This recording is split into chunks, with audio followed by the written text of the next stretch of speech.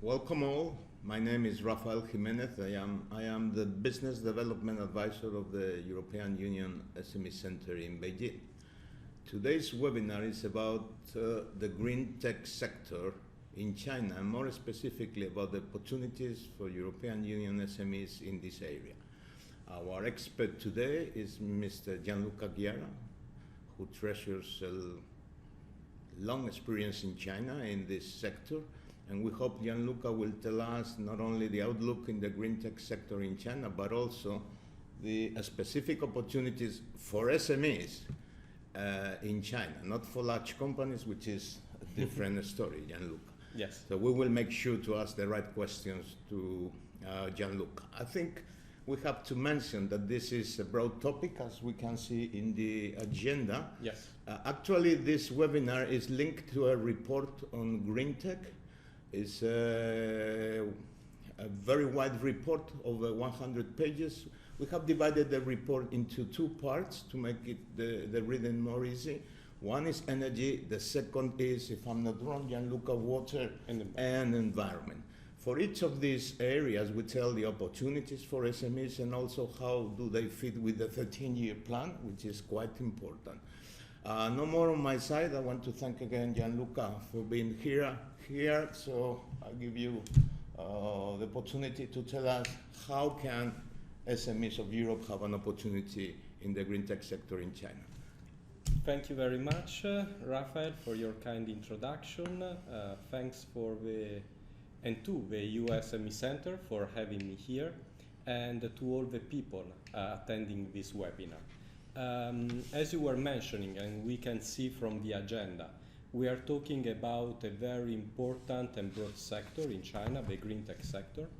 And throughout the webinar, and as it has been done in the report, we analyze all the main sector within the green tech, so energy, water, environment, as you can see from the agenda. And then we will provide specific I would say suggestion about opportunities for European SMEs. So, without any further delay, let's start to talk about the Chinese green tech sector. First of all, what is important to say is to analyze the Chinese economy and to understand what is going on with this crucial slowdown that we read and we listen.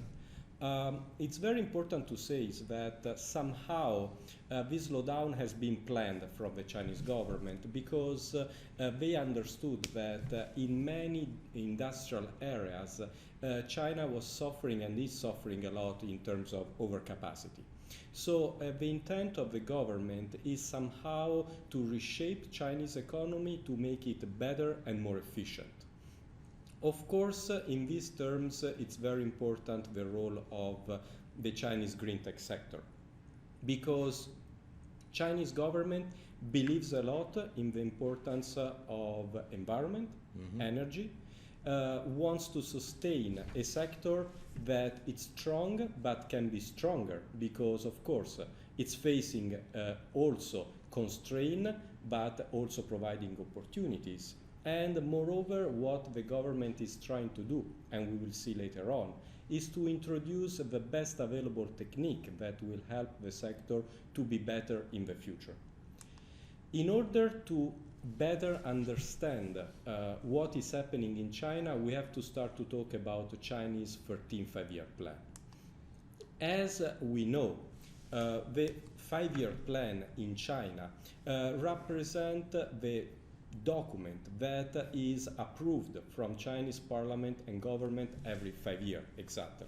This is a very broad document, very important, because somehow it describes from political, economical and social point of view how China is going to be developed in 5 years, but not only. What is very important regarding this five-year plan and why we mention it? Because there is a very specific area where China emphasizes the importance of Chinese green growth. As you can imagine, and I'm sure you read it in the newspaper, China is suffering a lot, its environment is under stake. Chinese people, of course, are concerned So it's a matter also of national security to introduce better technique, sustain the sector, providing a lot of funds, of course, developing, for instance, a national plan, and moreover sustain, of course, Chinese industries that are involved in this sector. I have some questions for you. I'm ready for that. Because this concept of the 5-year plan is quite unusual in the West. Yes. So people listening might ponder or wonder, is it really important? Till which point the enterprises and the stakeholders in the green tech industry in China pay attention to what is said in the 5-year plan? It's very important, the 5-year plan itself, and is also very important, are also all very important. The reports that are subsequently approved from each minister, relevant minister or agency. Because following the 5-year plan, then you will have specific 5-year plan, for instance, in terms of energy, in terms of environment, in terms of water. What is important to say is that energy, environment, of course, represent a strategic sector in China. So, of course, the role of the government is very important, even more than in other sectors. Consequently, it's very important, and even Chinese enterprise read carefully the 5-year plan, because there are some ideas and there are the direction that, as I was saying before, Chinese economy is going to take. So we don't have to read it only as a political document. It's also a very important economical and business document. Okay. I can read in the slide, Chinese green growth. Yes. However, even in the 13th 5-year plan, we can read things like made in China, yes, created in China. However, I believe they will need technology. How do they balance Chinese green growth, which requires probably technology, with made in China technology, which probably still doesn't exist for this sector in China, or maybe yes? The point is that, how to explain it? First of all, Chinese government, as any government in the world, I would say, try to sustain its economy and its industries. So, of course, there is no contradiction in that. You mean national champions and... But not only, even newcomers, entrepreneur companies, and so forth. What is important to say is that what is written in the 5-year plan is that foreign companies and foreign technologies are welcome in China in all the green tech sector. We can take into account, for instance, the foreign investment catalog. All the technologies and companies working in the green tech sector, foreign companies, I'm saying, are welcome into the Chinese market. What is important to say, and I hope people understand this point clearly, is not that Chinese government is saying that the green tech sector is a completely open market, open sector. Of course, foreign companies are welcome to work in this area, of course, within Chinese rules, and they really appreciate it if it can be done cooperating with Chinese companies. And here we go back to your question towards made in China or developed in China. Okay. We receive a lot of inquiries about, it's not a new concept, which is circular economy. Yeah. And I would like your take on how does fit with green tech, the concept of circular economy, and if it's considered in China officially or if just something that is talked about but not important. No, in China, circular economy is important. I mean, China approved the first circular economy plan back in 2008, for instance. And there is a specific chapter in the 5-year plan. Circular economy fit into the 5-year plan because, as sometimes I try to explain, China with this 13th 5-year plan is trying to start within the green tech sector a phase 2 of its development. Chinese companies have been involved and developing technology since 20 years ago. What is now Chinese government is trying to do is to make the whole sector better, more efficient, and introducing better technologies. And moreover, is trying to push China to use in a better way its resources. And consequently, circular economy. Mm-hmm. It's very important and fit because it's sustaining basically the development of the so-called phase 2. Okay, so after seeing the impact of and what is said, which Yes. is clearly explained in the report and Yes, there is a focused full on chapter. green Yes, tech, not yes, in of other course. things. I believe you will enter into the specifics of Yes. sectors, and if I'm not wrong, yes, energy sector is Energy the first sector. one. So let's start see to the analyze. opportunities also here. We will see a lot of opportunities. Good. So let's start to talk about all the single sector that are analyzed also in the report, starting exactly from the Chinese energy sector. As we know, China needs a lot of energy, in particular for its industry, of course. The point is that China needs better energy, and with this 5-year plan is trying to push towards an adjustment of its energy mix. Consequently, China will still rely a lot on conventional energy, but will also push a lot in the development of renewable energy. What is important to say is that China will continue to control and improve its Chinese electric grid, but it's pushing a lot also towards the decentralization of energy production, and later on we will understand more what does it mean. So in terms of conventional energy, of course, the most important sector is still the coal sector. At the moment, the coal sector provides 66% of Chinese energy, but within 2030 is expected to be... So 2/3 of the energy Yes. is still coal. Is still coal. But 2030 should be around 50-55%.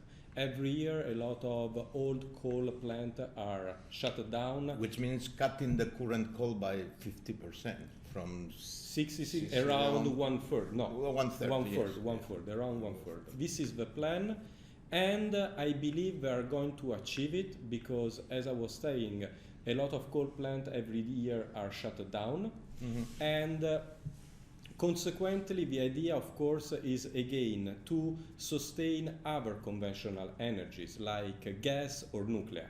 To give a hint, we're talking about thousands of coal power stations. Right? Yes, yes. Again, if we think about China, we have to understand that even in the past, something like more than 70% of Chinese energy was coming from coal. So a lot has been done in terms of reducing. So a lot of time we complain about the fact that China still relies on coal. But we don't see the efforts we are doing in reducing coal energy. And also we have to understand that there is an impact each time that a coal plant is shut down. There is a social impact. So of course, China needs time to reduce the amount of coal energy that yearly is used in this country. And you believe they will achieve the I believe the they are going to commitments? achieve, Okay. yes. Meanwhile, China is introducing more and more gas and nuclear energy. Gas, in particular, in terms of central heating. For instance, here in Beijing, from where we are talking, all our heating is coming from gas. When I arrived in China more than 10 years ago, it was coal. This is a big change, for instance. It is. And this scheme is going to be developed all over the country, all over main cities. Nuclear, China is... Which maybe the audience should know that in China currently over 100 cities are more than 1 million people. Yes, yes. So China is a big not, country. So it's not to deploy over 3 or 4 cities. No. It's complicated again. We go back to what we were saying. China needs time also to implement these huge plans, of course.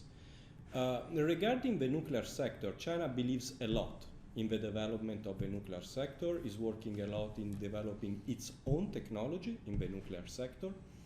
China already built more than 30 nuclear plants, more than 20 are ongoing in the process. Most of nuclear power plants are built in the coastal area for two reasons. First of all, because of the presence of the water, of course, which is important.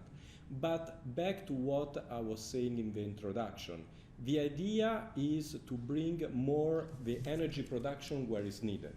We know that, for instance, a major industrial area in China are the coastal provinces, Yes. or central south.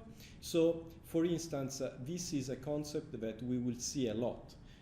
Bringing more the energy where it's needed, also to give less, I would say, troubles to state grid for the development, of course, of the electric grid, because what we have seen so far, for instance, is that all the coal production, but also renewable in terms of wind or solar, it's more on the northwest side, and so they needed a lot of grid integration to bring it to the central south of China. I remember that before starting, you mentioning renewable in wind. I think you will talk later on. Yes.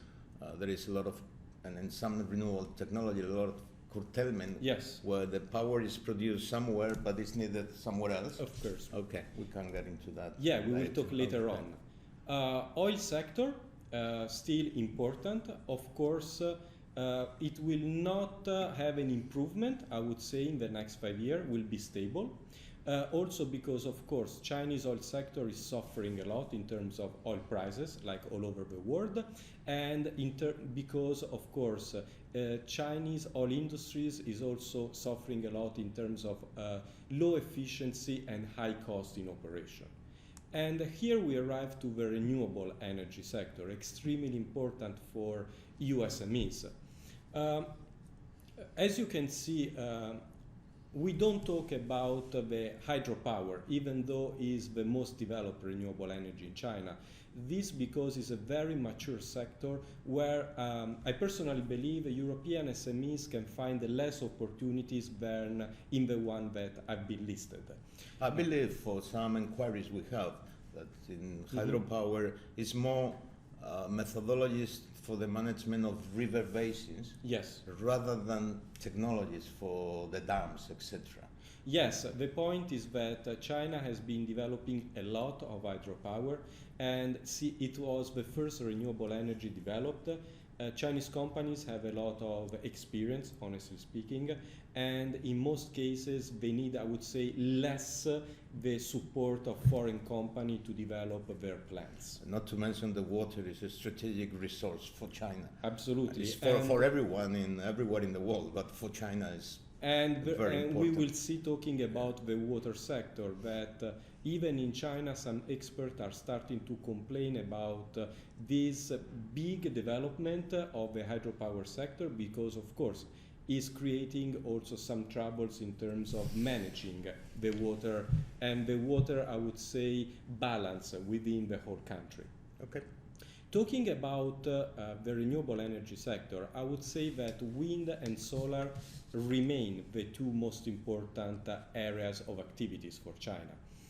Reading, for instance, the wind and solar specific 5-year plan, we can see that NEA defined the goal for 2020 as 210 gigawatt for wind, 110 for solar. What is very important to define is that starting from this year, NEA plan a very important reduction of methane. This reduction will start this year and will go on till almost 2020. And of course, now it's almost impossible to forecast the consequence of the reduction of the feed-in tariff. Again, also in this case, the intent of the government is to bring more energy where is needed. So, the government will push towards the development of a small wind farm, of solar distributed generation, solar rooftop, and so forth. In this matter, I think it's important to mention also the biogas and the biomass sector. It's well known that this sector has not been developed as much in solar and wind, and it's well known also that China uses only 30% of its biomass resources. Reading the Biomass 13 5-year plan, we can see how the government is going to push more towards the development of let this me sector. repeat, in the 13 5-year plan, it is mentioned explicitly. As I was saying before, following the 13 5-year plan, a series of specific plan are It's not a general mention. No. Okay. So we have a specific plan. We have a 13 wind 5-year plan, a 13 solar 5-year plan, and we have a 13 biomass 5-year plan. So if you are in this sector, you have to take a look to the 13 5-year plan. This plan have been published 1 month ago, and there is an analysis and an introduction also in the And you report. have included in the report. Is included so in the report. You don't need to go into the whole year plan. You can read the report and find the impact within the 13-year plan of biomass or solar sector.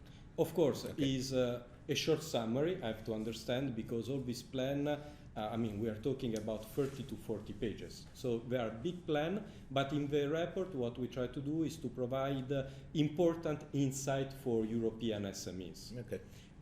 In the biomass sector, what is said is that, for instance, in terms of developing new opportunities and introduction of new technologies, what the government is going to do is to develop more big biogas plant for industrial sector, and in terms of biomass, on the contrary, they will try to use more the biomass there where it's produced, in order not to waste a lot of time and money to move the waste from one province to another. Which is considered within the circular economy. Exactly, again. And so we will see more the plan and the construction of 5 to 10 megawatt biomass plant. Mm-hmm. Very important is the sector, the waste to energy and heating sector, because what is happening in China is that in the past, most of municipal solid waste was directly sent to landfill. Now, as you can understand, China produces a lot of waste. We are talking about 1.4 billion people. Moreover, the Chinese Ministry of Environment doesn't allow anymore the opening of new sanitary landfill due to the impact on environment. Consequently, on the soil. Soil and others. And not only. But not only. Underground water, for yes. instance. So all municipalities throughout the years had, first of all, to understand how to manage their waste, and realize that, of course, municipal waste cannot anymore be seen as a waste, but as an opportunity. An opportunity, again, to create electricity, but most of all, heating. And employment.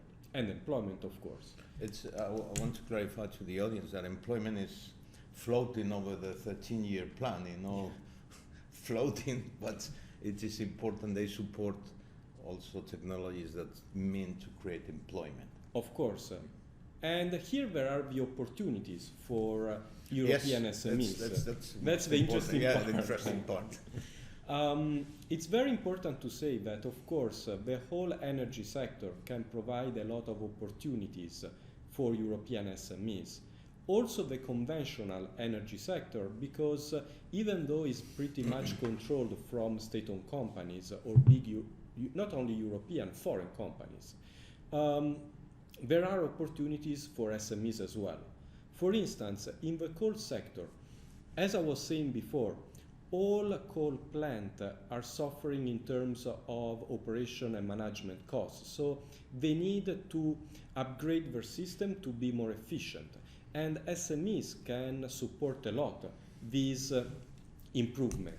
Moreover, the Chinese government is pushing a lot towards the introduction of the so-called clean coal technology or cogeneration plant. And again, European SMEs have a lot of experience here as well.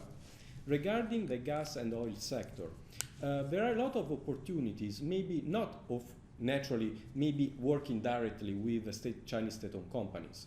But as you can see from the areas listed in this slide, European SMEs can easily cooperate with all Chinese companies providing equipment and solution to the state-owned companies. And as you can see, there are many opportunities in terms of process equipment, electrical system, instrumental and control, piping, and so forth. One second, you mentioned state-owned companies, but having a coffee before, you were telling examples of European SMEs Yes. having been successful in dealing directly with a state-owned companies. Yes. Which sounds, state-owned companies are complicated, but there are cases where this can be achieved. Yes. On green tech, I mean. There are cases, there are more and more cases. Later on I will provide also some specific example, and there are examples in the report as well. State-owned companies are changing a lot. What is important to say is that state-owned companies are more and more required to be efficient. Every year the government, for instance, shut down many not efficient state-owned companies. You can read this news easily on newspaper. And moreover, what the government requires based on the ongoing reform of state-owned companies is to ask state-owned companies to be more open and updated to market requirements. So again, of course, dealing with state-owned companies is not as easy as dealing with a private company, but we have more and more cases of cooperation agreements signed from European SMEs and state-owned companies. Okay. Regarding the renewable energy sector, what I would like to highlight is, first of all, as I was saying before, the waste-to-energy and heat sector. This is a sector that is going to be developed a lot. Basically, all major municipalities are going to develop plans to build incinerator, waste-to-energy and heating plants, and the Chinese companies will need foreign support in order to introduce not only engineering solution but also mechanical solution. Wind and solar, of course, again, the two most developed and important areas of activities. But what I would like to emphasize is that rather than in the past, where Chinese companies were mostly interested in introducing more, I would say, equipment solution, due to the cost in terms of operation and management the Chinese plants are suffering, now they are more and more interested in introducing engineering solutions like system monitoring, troubleshooting, and operation management. Okay. I have some questions. One is regarding conventional energy.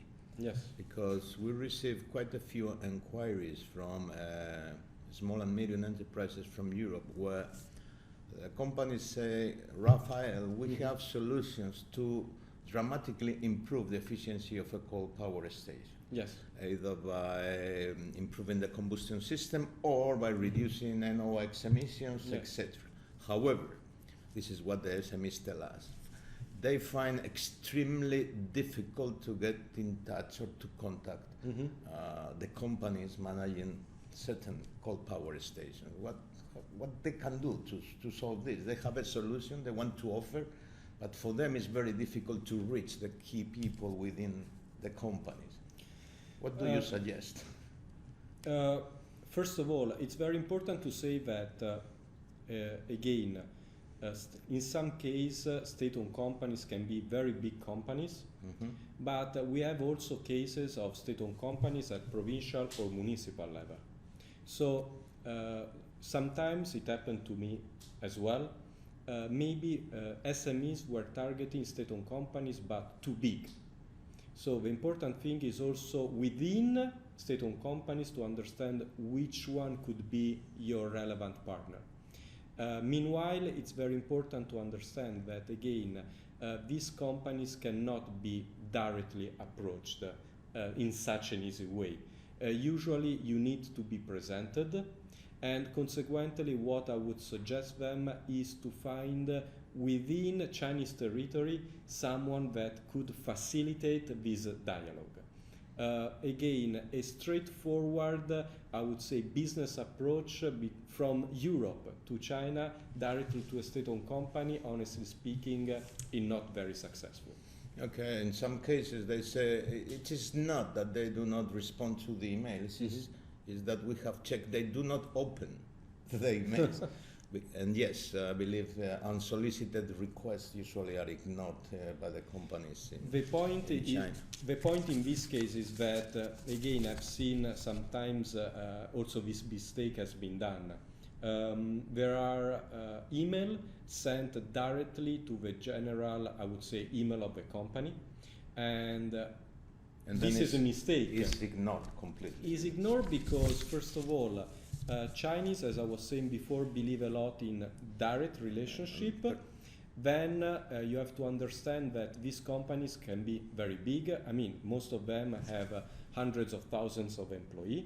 So if your email is not precisely targeted to a specific person, a specific division, what happens is that maybe is read from a junior assistant, sometimes maybe they cannot even speak English, and of course is simply rejected. Very simple. I understand the whole list of different technologies cannot be in the slide in the webinar, but there is one in particular that we receive inquiries from Europe, SMEs, yes, which is fuel cell technology.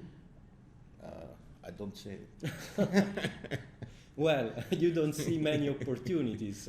For instance, I didn't mention biofuel, I didn't mention energy storage, I didn't mention biomass pellets, but I could go on with the list.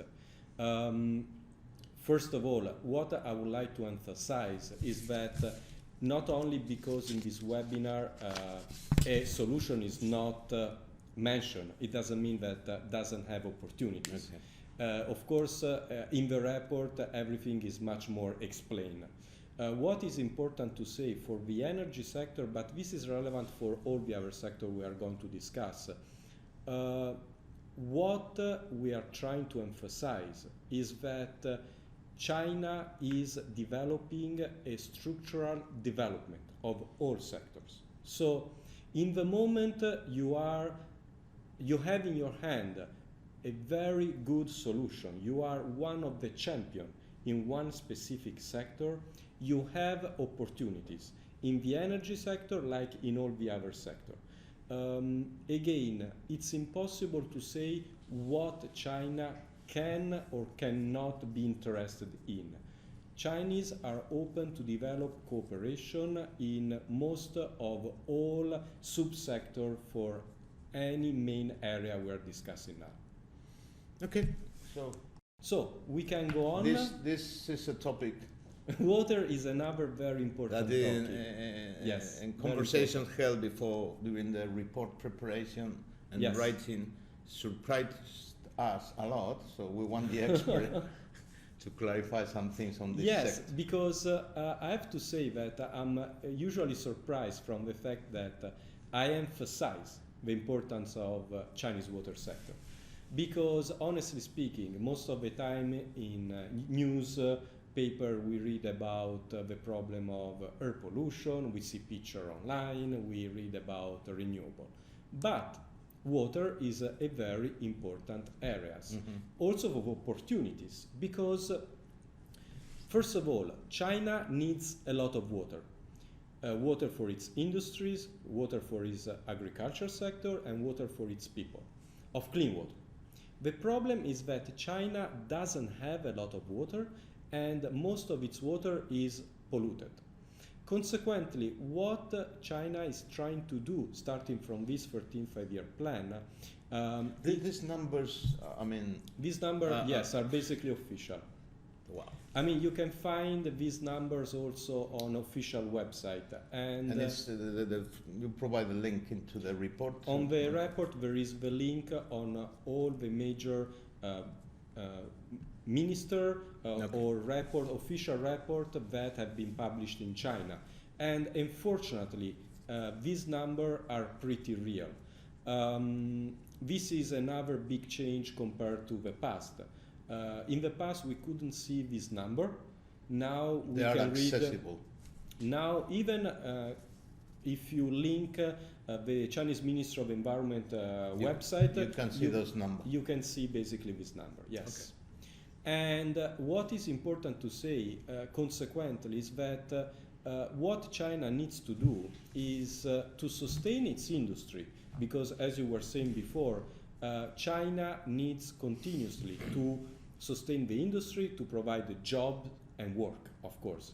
But meanwhile, China, of course, needs to clean its water.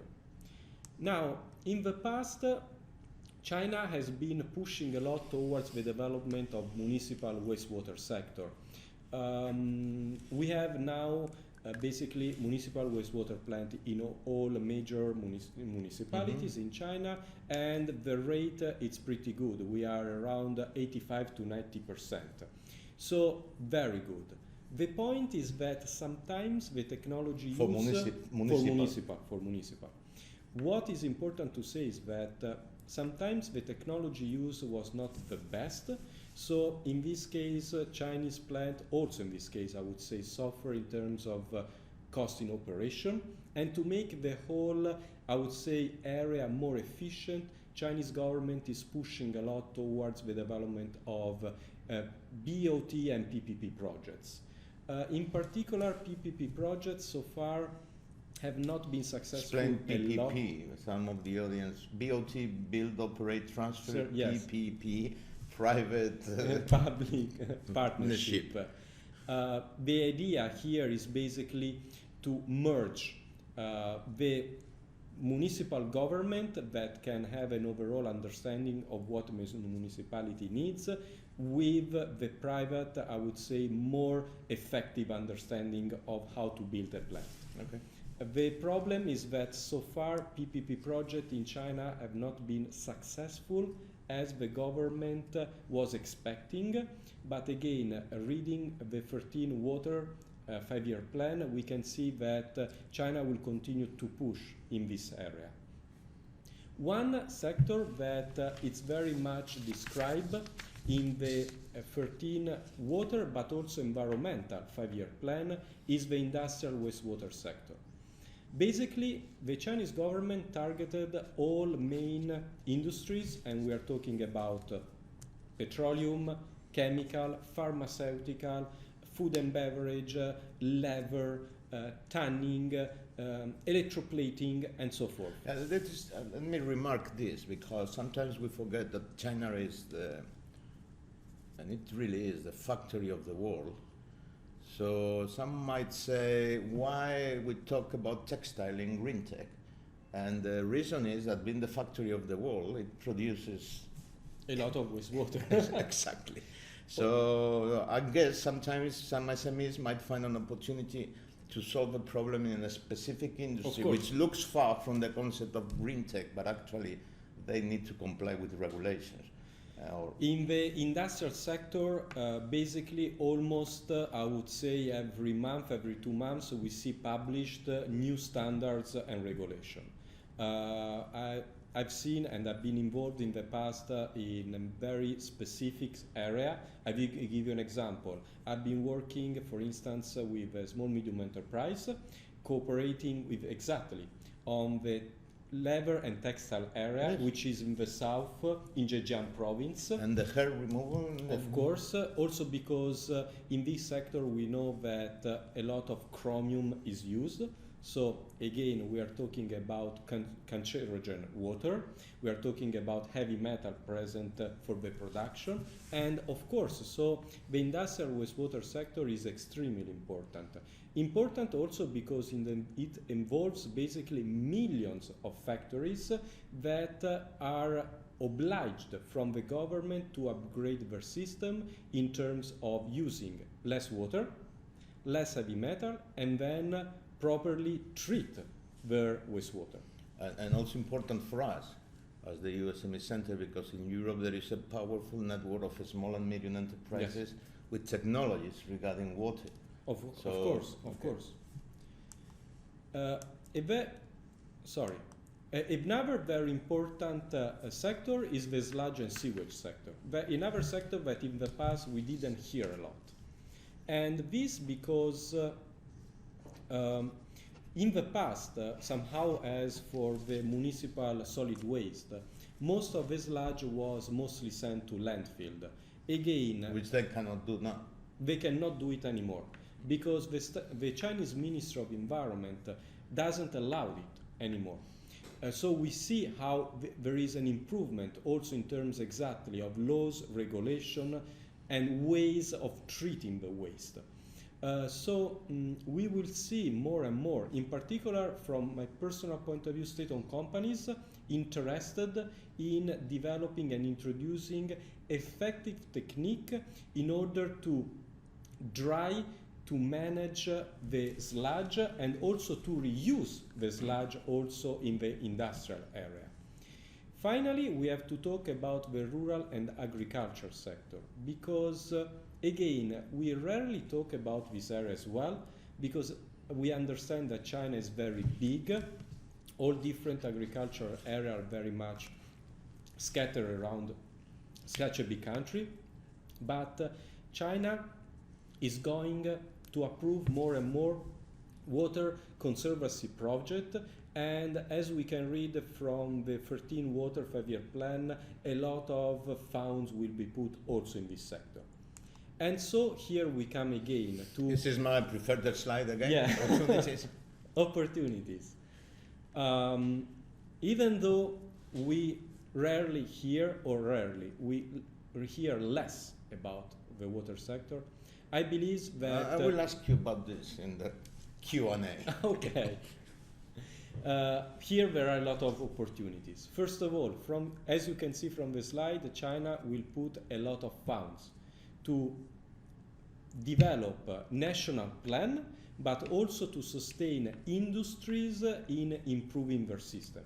So I will emphasize, of course, the industrial wastewater sector, because here European SMEs can find opportunities from engineering point of view, but also in terms of equipment. So, because really it's such a big areas of opportunities that it's very difficult not to take into account. Then I would say that also the sludge and the sewage sector can provide interesting opportunities, again in terms of dimension.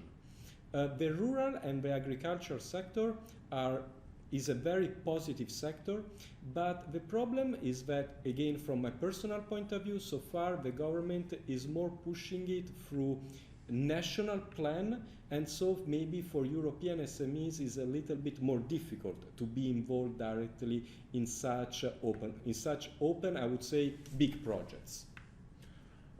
This floating in the air, when we talk about green tech, it's I might well be wrong, but it's the feeling of European companies we're talking about renewable energies. Yes. Now you come here and say green tech and the opportunities in the water sector. Sure. How do we reconcile that? We're telling the water sector, well, I have the feeling that in Europe they're thinking about renewable technologies and pollution, etc. How? This is something that we have been discussing a lot also in developing. It's not that renewable energies is not important. But you are stressing now more the water sector.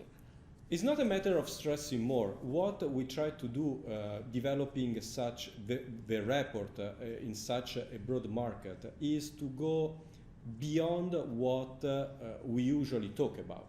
So what we try to do is to give a kind of 360-degree outlook on the whole Chinese green tech sector, take into account sectors that are very important, but that sometimes we don't listen or we don't talk a lot. Including conventional energies that we include in a green tech report because there are solutions from European SMEs.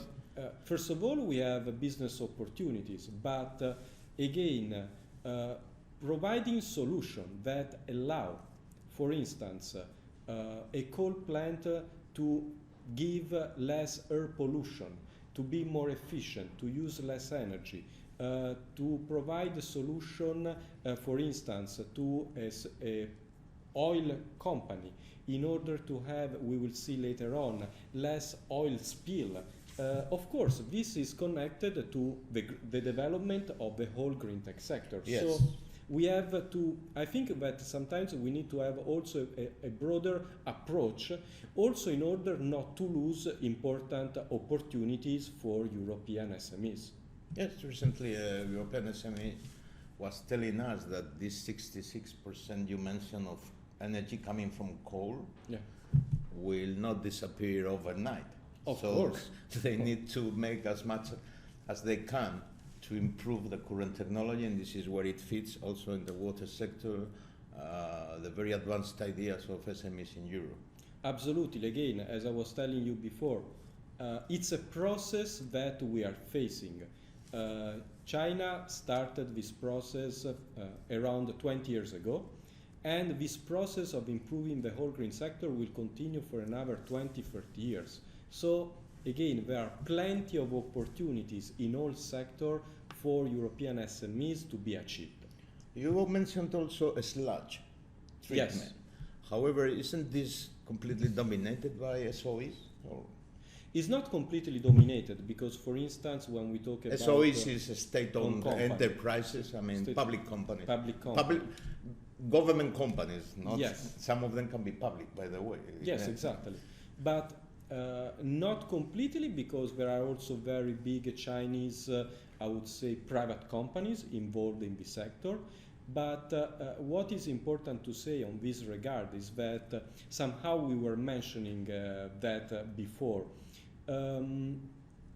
State-owned companies are changing a lot. First of all, when we talk about state-owned companies, in many cases we talk about also about holding company. They are listed in Hong Kong Stocks Exchange. They are more and more looking to improve themselves, to be more efficient. And what I would like to tell to European SMEs is that if sometimes you have the initial negotiation with the state-owned company itself, at the end probably you will be asked to sign a cooperation agreement with one of the, I would say, engineering companies controlled from the state-owned company itself. I was mentioning exactly about holding companies. Of a smaller size. Of smaller size, of course, and very much with an experience very much specific. So there are, for instance, and I know them, state-owned companies that within the company itself, they control a sub-company, one for instance, specific development of waste-to-energy, one, for instance, for sludge sector, one, for instance, renewable, and so forth. Okay. I think we're moving now to another sector. Yes, the Chinese environmental sector. This is generating most of the news in Europe. Yes. And I'd appreciate if you explain us what's going on in the environmental sectors in China. Where are the niches or areas where the small and medium enterprises, European, fit? Because this is a sensitive topic for China too. Is a very sensitive topic. In the development of the report, we thought that in the Chinese environmental sector we could put all the other areas of activities that were not mentioned before, but very important. We are talking about air pollution, for instance. We are talking about soil pollution. We are talking about, for instance, solid industrial waste and the construction sector. Now, when we talk about air pollution, you can imagine how that slide, the previous, is amazing. The costs are, you mentioned, about 10% of the GDP. Yes, it's enormous. We're talking about $1 trillion. It's a lot. It's a lot of money. This is one of the reasons why the Chinese government also is pushing so much towards the development of Chinese green tech sector. It's unproductive financials that could be used for something. But also, as I was mentioning before regarding the 13th five-year plan, we are talking about a matter of social security. Chinese people are more and more concerned about the environment, the air they breathe. Every day we can see that people look at their phone to check the level of PM 2.5, PM 10. People are concerned, they wear the mask. People, when they go to the, for instance, to buy goods, are concerned about from where this vegetable or fruit is coming, if it's fresh, and so forth. So, of course, it's a matter of saving money, and moreover, is a matter of let the people feeling more protected. And of course, this is a very important issue in China. Though I have to say, we are in Beijing, and today we are enjoying today beautiful is a very beautiful day. with, I think, PM particles are around 25, which is a very good standard. Very good. But you're right. Actually, the number of masks is so high that recycling the mask used by the citizens is becoming a problem. It's becoming a problem. Okay, we can continue. Thank you, Gianluca. No problem. And so let's talk about exactly the air pollution sector. These are numbers that you can see coming from the Chinese Ministry of Environment. Again, these give you the degree of how China is changing. You can read official news of the state of Chinese environment online. They are public. Even on your phone, you can download the app, for instance, from here in Beijing, from the Beijing Municipal Environmental Bureau, that tells you exactly the level of PM 2.5 or 0.10. And when it's, unfortunately, we know it, over 300, you will read that number on your phone again. So it's a matter of being more open also in terms, in order to be better in solving a problem. What, in terms of air pollution sector, I would emphasize the industrial sector, because again, like in the industrial wastewater, all main industries will be required to control their emission. And so there are, and we will discuss later on, there are a lot of opportunities in this sector again. A sector instead that we really rarely hear about is the soil pollution sector. But I think as for the water sector, it's a little bit weird for me, because Chinese people desire clean air and water, but also they desire clean food. I think that maybe this was depending on the fact that in the past China didn't have a national plan that actually has been approved last year. So now China has a soil pollution national control plan. For the first time. They had one, but many years ago, honestly. And this plan, it's very important because, as we were saying for the 13th five-year plan, yes, is a national plan that somehow gives the idea also to the private sector on how on where, I would say, where the government is going to move its attention in terms of projects development and funds. What is very important to say is that China plans to clean at least 80% of its soil within 2030. I mean, this is a very ambitious goal, but it also gives a degree of how important this sector is going to be in the future. Again, another sector we don't hear a lot, but very important, is the industrial waste sector, because, of course, millions of Chinese industries produce also a lot of, I would say, solid waste. In the past, the problem that the government found was that all Chinese industries are present in most of all Chinese provinces, very much scattered around. So the problem was how to manage this issue. So I'm sure that a lot of people heard about the fact that in more and more provinces you have industrial parks. One of the reasons Chinese government is pushing toward this area is because in industrial park, what provincial level government are trying to do is to create a kind of cluster of all the industries working in the same area so that they can control the amount of waste that is developed and generated, and then in this way they can, first of all, manage and treat it in a more efficient way. We have to say that this concept of clustering industries is not new to China. They've been doing this for years, successfully, I have to say. And they have, for instance, for textile, different clusters in different provinces.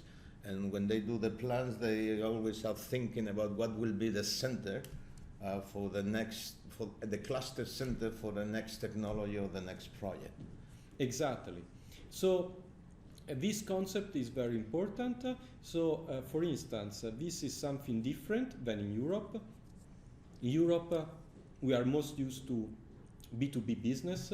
In China, doing business means to deal with municipality, with state-owned companies, with private companies, and sometimes even with industrial parks. So again, the whole sector is very much diversified and of course complex for European SMEs sometimes to be understood. Then of course we have to talk about the construction sector, because what is planned and expected is that 60% of Chinese people within 2030 will live in cities. Which will be something we mentioned, some above 100, this is almost doubling. Yeah, a lot of people. Twice the cities that they have now, over 1 million people. Exactly. In the next 14 or 15 years. 15 years, exactly. So what the government is obliged to do, of course, is to provide more clean, more efficient, and cities where it's more comfortable to live in.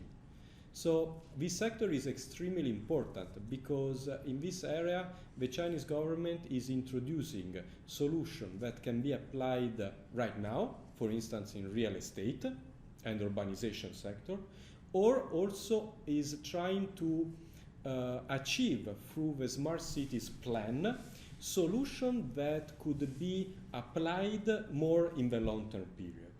Actually, we have a report on the smart cities. Yes. Which is from last year.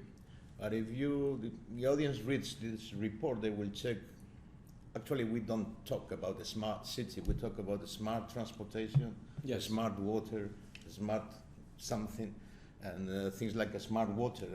Correct use of the water is fundamental to say we have a smart city. Yeah, basically, when we talk about also urbanization and smart cities, we talk about and we provide a precise example.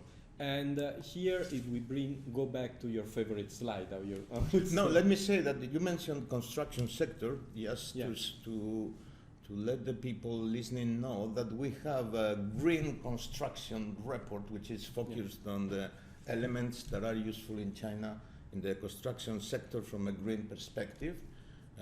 Where one of our experts developed a couple of years ago and was updated last year, so it might be of interest of the audience to read. This colleague of yours from Italy, Mr. Massimo Bagnasco. Yes. Okay, let's go to the opportunities. So, in the opportunities, first of all, we have to emphasize again the air pollution sector, because the government will push a lot in this area.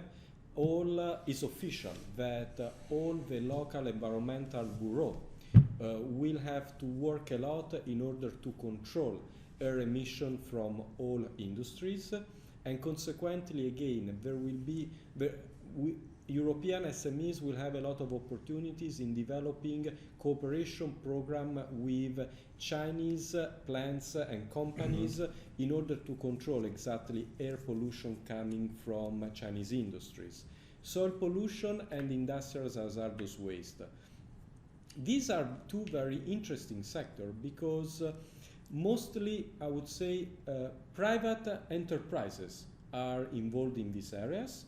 So in very different areas, as you can see here, they are listed. For instance, soil pollution, site assessment, design of remedial measure, site remediation operation, and so forth.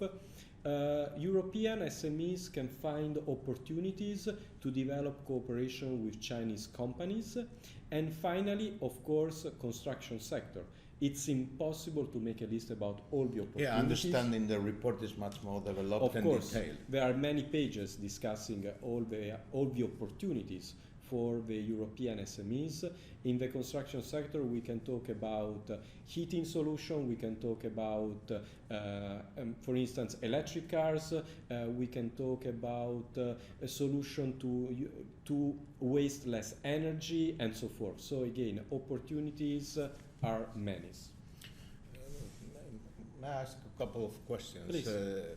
It is often heard that Chinese companies rather prefer to pay the fines for polluting the environment. Yes.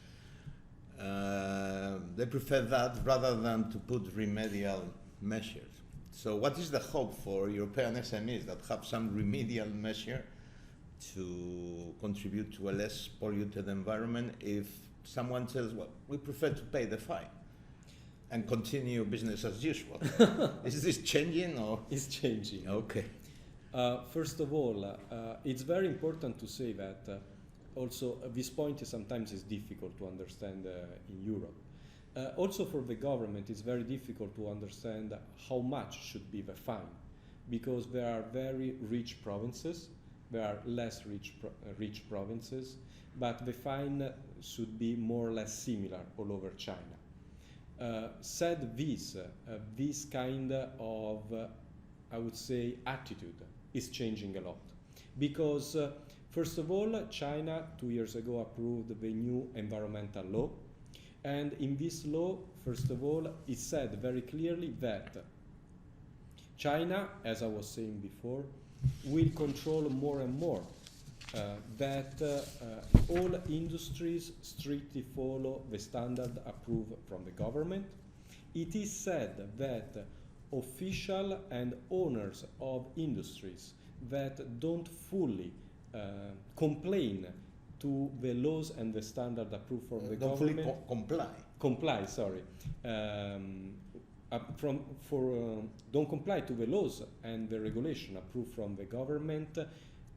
They don't only risk administrative penalty, but criminal penalty. Okay. So they can go to jail. Very simple. Moreover, recently it has been approved the new pollution tax law that, of course, emphasize the fact that industries not following the standards can need to pay more tax, for instance. And then it has been approved the anti-corruption law that somehow is trying to cut the link that in some cases we had, in particular in small municipalities, between local official and owner of big important industries. So again, it's a process. We are not saying that everything has been done, but China, starting from all the laws I was mentioning, is trying to move towards the right direction. Okay. In this environmental area, tell us some European SME or some project where some small or medium enterprise of Europe is involved, which you consider as an example or successful.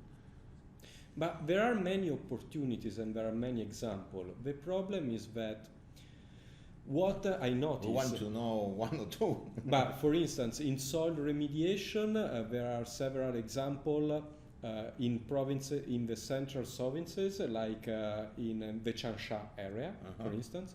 When we talk about air pollution, there are many European SMEs providing mechanical solution to Chinese, for instance, to Chinese industries. The problem is that I think sometimes we focus too much our attention towards the fact that the problems that are present in the sector, which are true.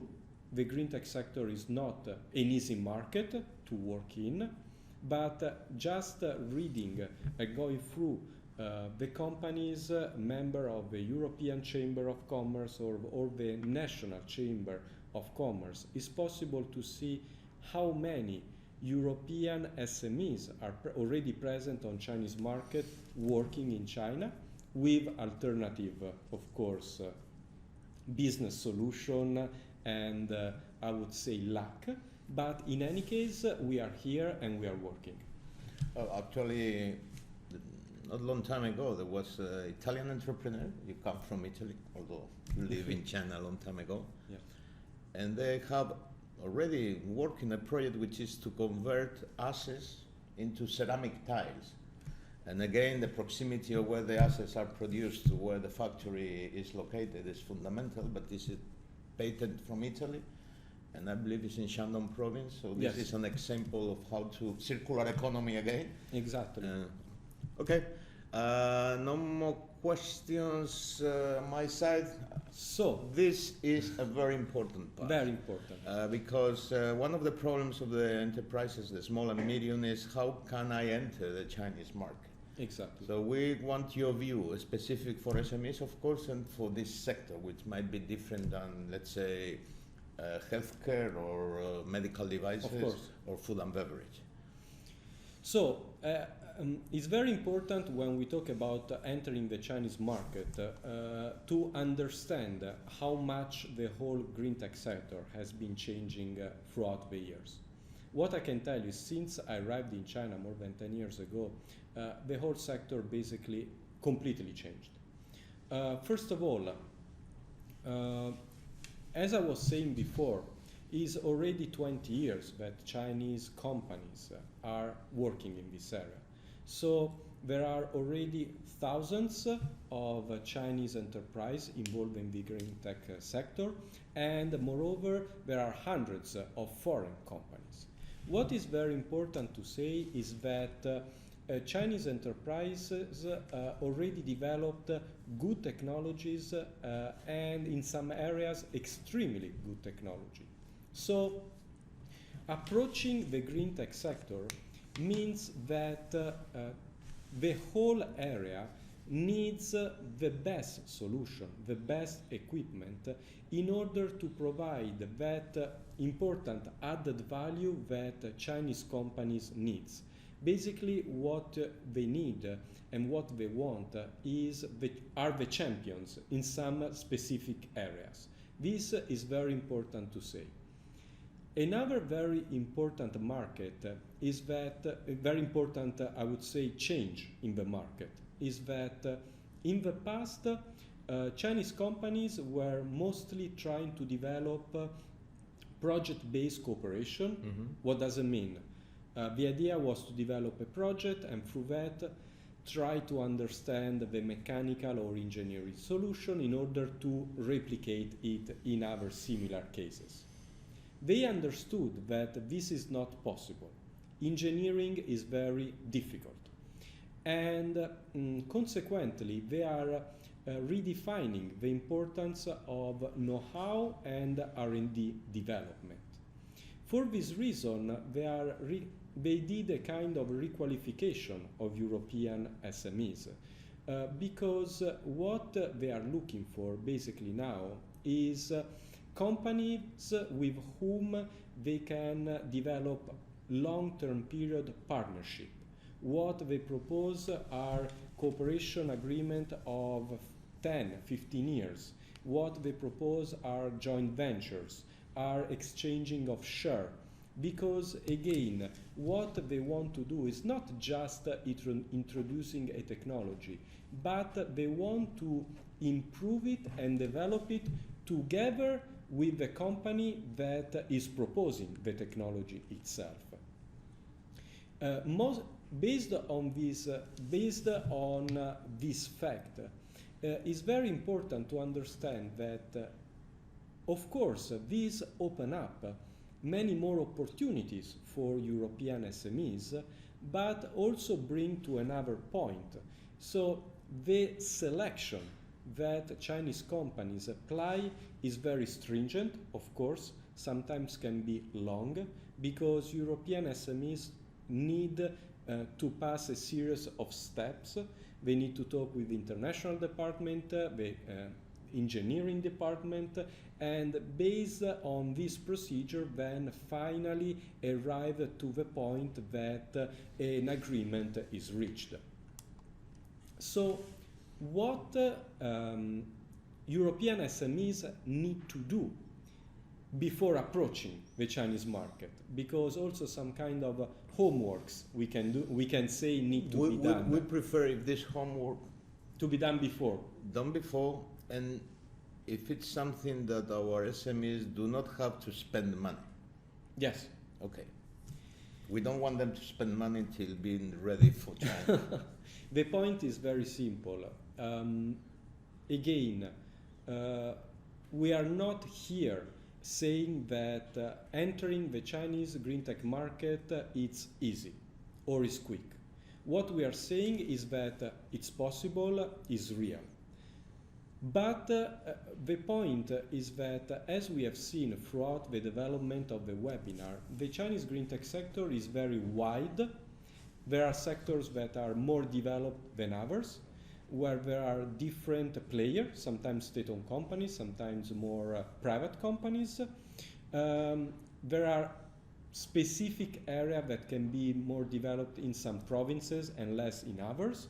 So, of course, European SMEs need to develop a very effective market and business strategy in order to understand, first of all, if the technology itself is required, to understand if, for instance, if it's not already developed from one local company, analyze which could be the Chinese counterpart, and based on that, so make an effective and design an effective business model, because otherwise the European SMEs risk to lose a lot of time and so money.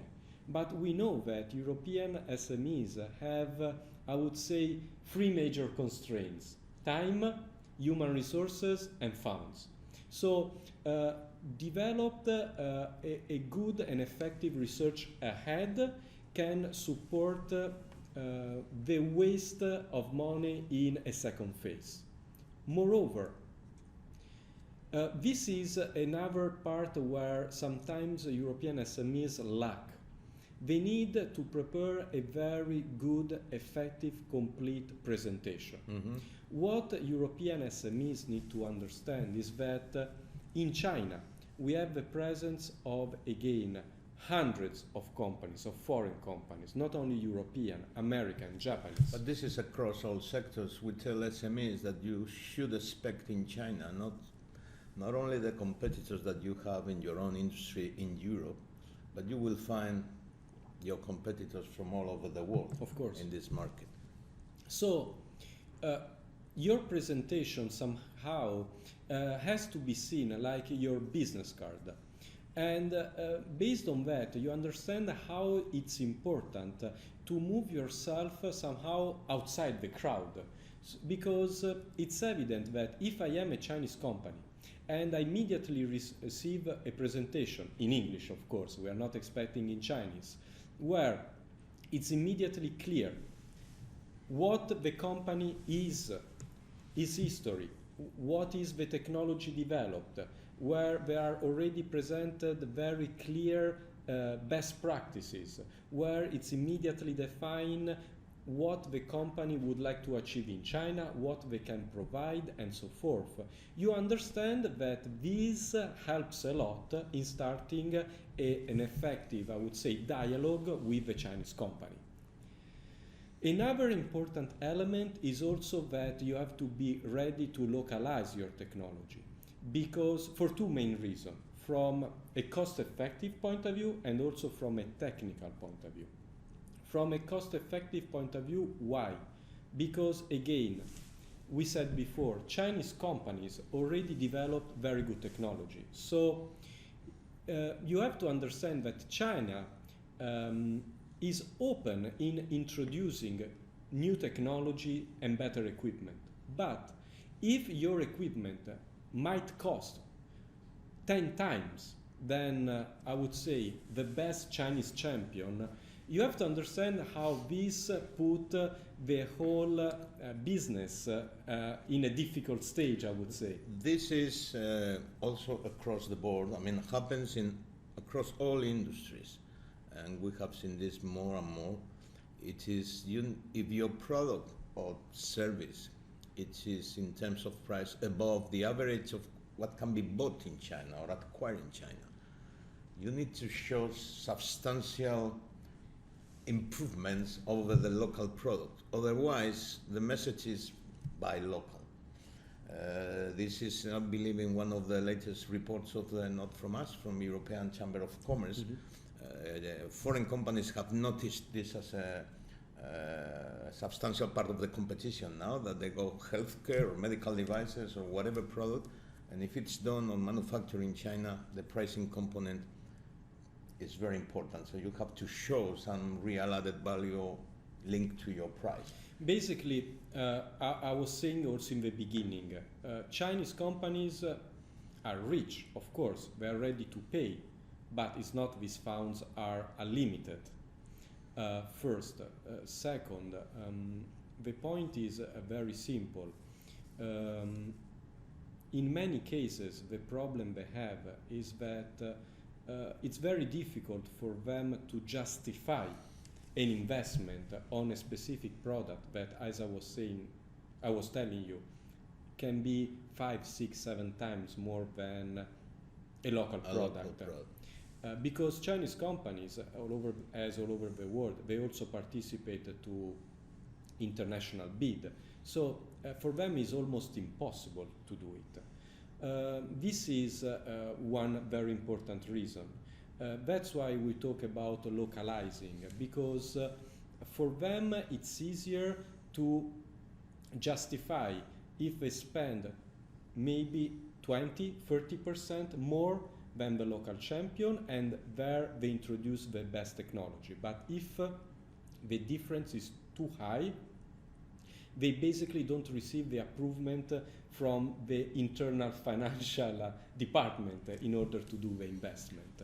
So definitely part of the homework is to screen the market or survey the market or see what's available, yes, similar to your product or your service, before taking the decision of coming to China, finding out what's on the shelf, let's say it this way, available, and comparing to make your mind about what you are about to offer to a Chinese company.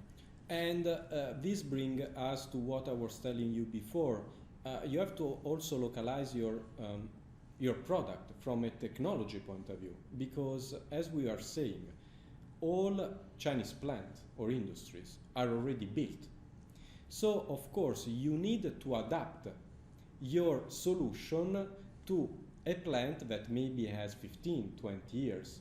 This is also very important because I've seen in the past that sometimes European SMEs were a little bit reluctant because they were thinking that the solution could not be localized from an engineering point of view, but this again can create a lot of problem to the Chinese companies that is interested in a solution, but then it has to be fitted within, of course, a plant that needs to be stable, efficient from every aspect, every point of view, of course. This reminds me of a French company. They are in the plant management software. I mean, they have methodologies and software and equipment for large plant management. Mm-hmm. And they localized. Why? Because the software in the West assumes that the employee is in the company for years. When the attrition rate in China, employee stays for a few months and maybe leaves. So when he learns the procedures for the maintenance of a pipe or something, he's leaving the company already. So this company learned the lesson, and years ago they adapted with mobile devices. So they tell a newly hired employee very quickly where to go and how to fix something, exactly, or the procedures, rather than to say you sit down and study for 3 months. Because later on, after 3 months, it might happen that the employee gets a new job and goes somewhere else. Of course. Okay. And this brings us to the latter point that you can see in the slide. SMEs coming to China needs to show the willingness to cooperate with Chinese companies, needs to show the willingness to understand Chinese business background. You are coming into a sector that started to be developed more than 20 years ago. Companies have been involved in this area for many years. Chinese like to develop a business, say a lot of time we say in a Chinese way. It might be very simple, but this is true. So we have to adapt to a culture and not expect the other way around. No, especially given the size of China. Of course. This is the end of this because I have a question. We have another important slide, I think, for European SMEs, which is protecting your IP. Okay. This is fundamental.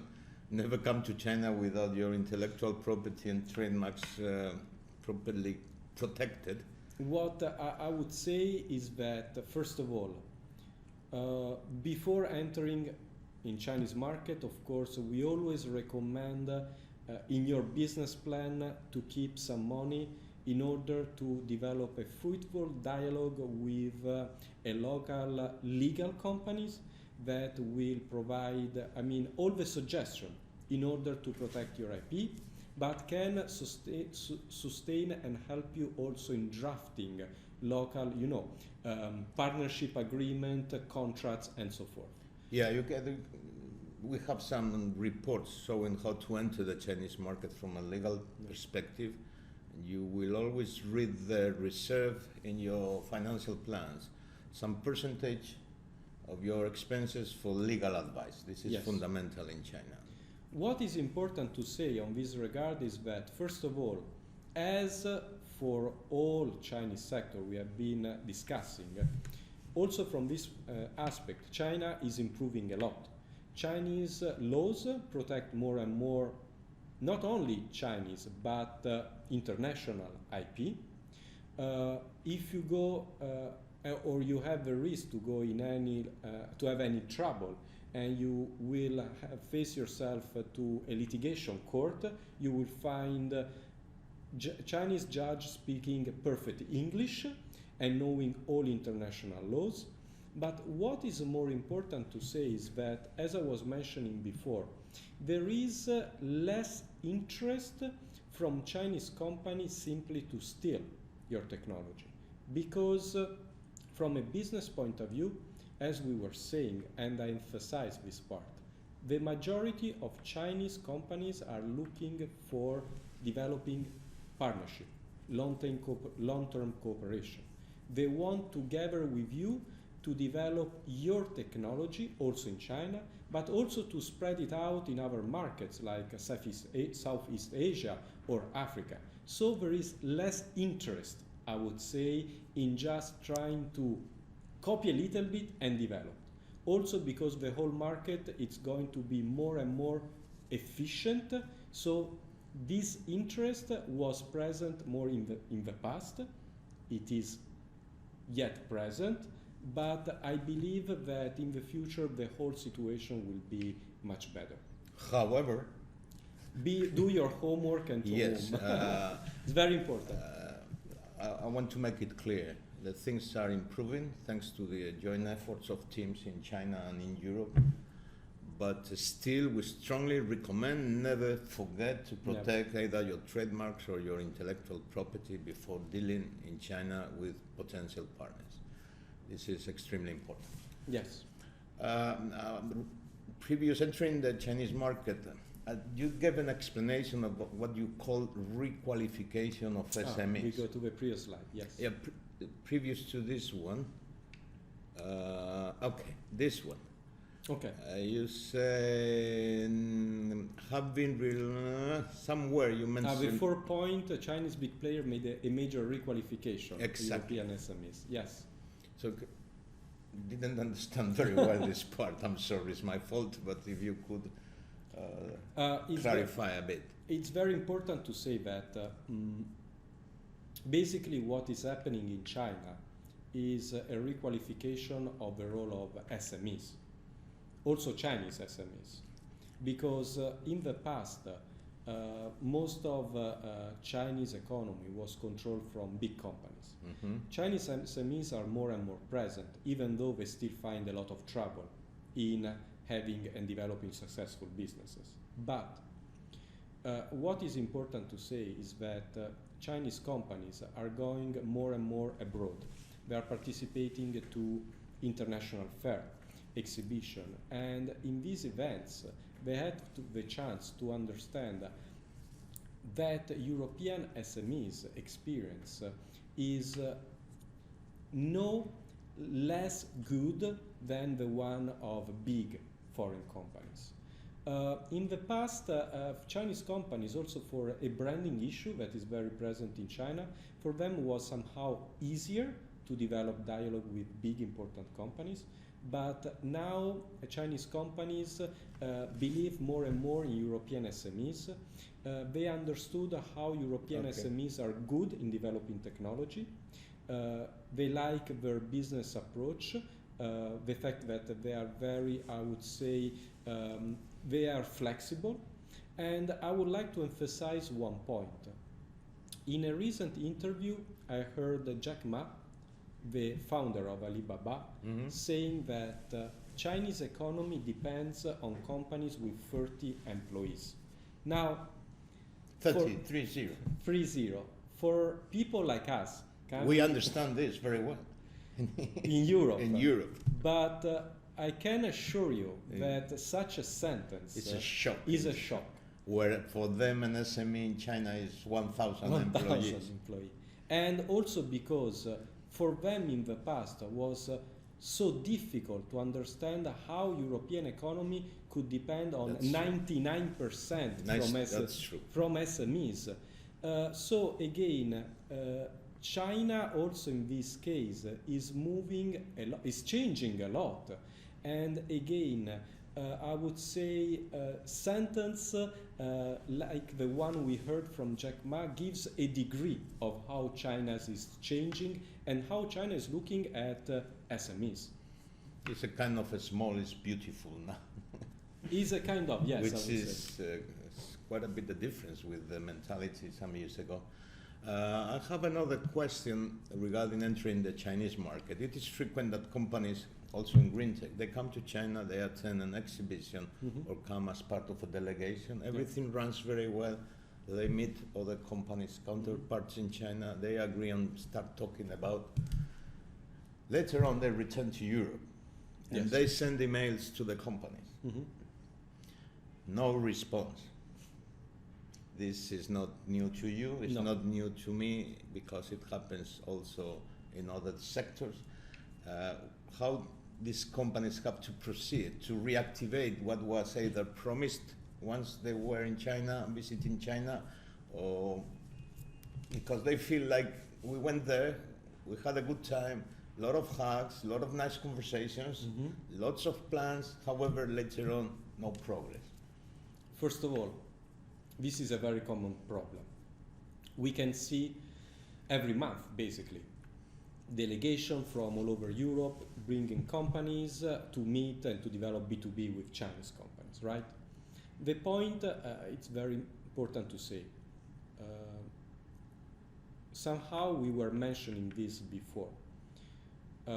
It's very important that European SMEs develop a direct dialogue with Chinese companies because Chinese companies find very difficult to develop a dialogue Europe-China. Second, it's very important how you present yourself because, again, the point is that here there are so many companies, and of course they are all very proud of their technology. They all present themselves like the best. So, before you have to present yourself in the best way you can. But then you have to continue the dialogue, and even more important, if you go back to Europe, you have to find someone that can represent yourself on Chinese territory, because of course you cannot expect to continue to send simply English email to Chinese counterpart, because in many cases there are not many employees that can speak proper English. And second, of course, as I was saying before, Chinese companies believe a lot in direct relationship. So it's important to come to China to develop the initial dialogue. But then again, you need a lot of work in order to continue and sustain this dialogue. Only because one meeting has been successful, it doesn't mean that most of the job has been done. Actually, you are only in the beginning of the process. Which links with the patient's recommendation you were giving it also in the yes. Another slide. Exactly. Now we have reviewed, if you don't have more, we have reviewed energy, environment, yes. water, green tech in general, circular economy. What is your, if you had to choose one subsector before the conclusion, you will tell me, but one subsector. If I have to pick, I mean, this is a very difficult question, because I'm not saying that what you pick is what they have to do, of course, but you prefer. And I hope nobody is going to complain well, because of what I'm going to choose. I'm sure. Or in general, where do you believe the different opportunities lie more? Personally, I would pick the industrial sector, because when we talk about the industrial sector overall, we are talking about, first of all, millions of industries present in all different sectors. We are talking about an solution, because we are talking about energy saving solution, water solution, air pollution solution. We are talking regarding technology that can support any industry or plant to be more efficient, and so forth. China will continue, no matter what we read on the news, I'm very confident, to be the industrial sector of the world. Chinese industries will continue to grow. China will continue to grow at a range of 6.5% every year. And consequently, I believe that the industrial sector is the sector to take into account, because will provide for many years to come a lot of opportunities for European SMEs. Okay, industrial sector is your take. I'm sure yes. others will find opportunities in, let's say, water or renewables, of course, or even conventional. Yes. You are about to tell us your conclusions as yes. an expert. So I will try my please best. Proceed. Here we come. We try to wrap up this very, I hope, interesting webinar. First of all, we tried to be, of course, very positive, because we believe in the development of Chinese green tech sector. But we also said many times. Insist, for SMEs. For SMEs, of course. But we also emphasize the fact that being positive doesn't mean saying that the sector is easy to be approached. The sector is complex, is diversified. Developing a dialogue with Chinese companies required months. So this is the time you have to take into account. Meanwhile, the Chinese government is pushing for the development of the green tech sector, approving new laws, standards, and moreover is pushing the whole industries to upgrade their system. So what I would like to say to end up is that I believe there are many opportunities for SMEs for the reason we said. Chinese companies like more and more the idea to develop long-term cooperation with European SMEs, but again, European SMEs need to do their homework, need to come in China well prepared and ready to approach a market that it's very profitable, but of course that needs to be deeply understood. Thank you, Gianluca. Thank you very much Thank for you very your much conclusion. for your time. This is the end of our webinar. We appreciate your time, and if you have any question, you can address them to our expert, Gianluca Ghiara, Sure. your email address is in the Is in the second or third slide Yes. of this webinar. On top of that, we remind you that this webinar is linked to our report on green tech opportunities for the European Union SMEs in China. Again, thank you very much. Thank This you is very the much end. for having Thank you, me. Gianluca. It was a pleasure. Thank you.